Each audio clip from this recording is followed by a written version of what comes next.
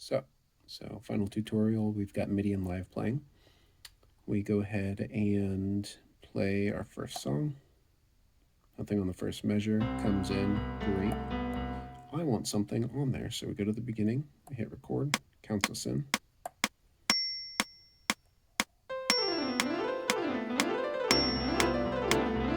Stop. So now it will be quantized for us. Cool. There's our song. Now I want to back this up. So to back up our masterpiece, we're going to go ahead and go MIDI, bulk dump, 3 options. Styles does not copy songs, vice versa, but if you've got a song that consists of styles, it will not take the styles with it. So generally, you want to do all.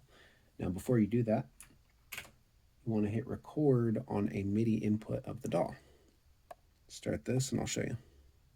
So over in my DAW, I've got my MIDI input, pulling this in. So we'll wait for that bulk dump to be done.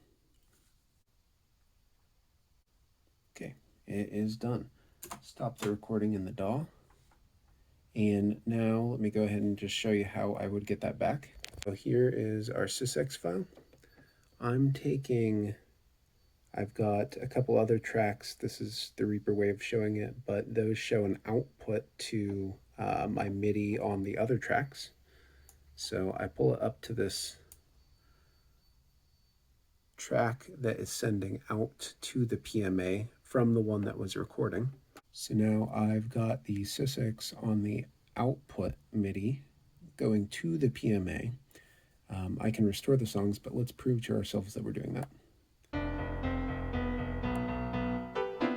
Okay, there's our masterpiece. We will erase that track 1, first couple measures, and we can confirm there's nothing on that first measure anymore. So now, in the DAW, I'm going to the beginning of that sysx file, and I'm just hitting play right at the start of it.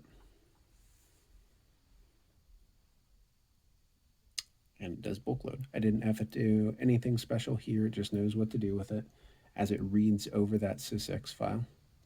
And then when it's done, we will have it back.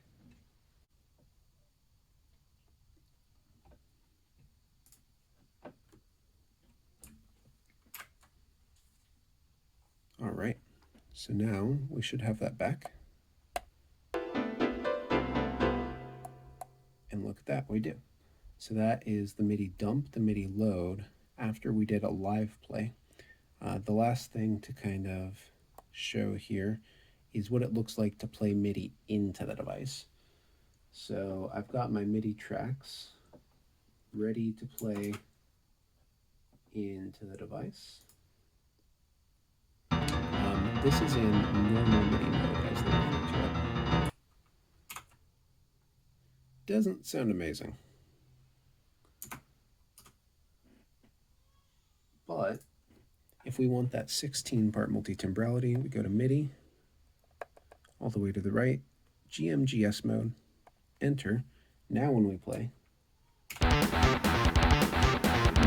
And I can look at the different parts,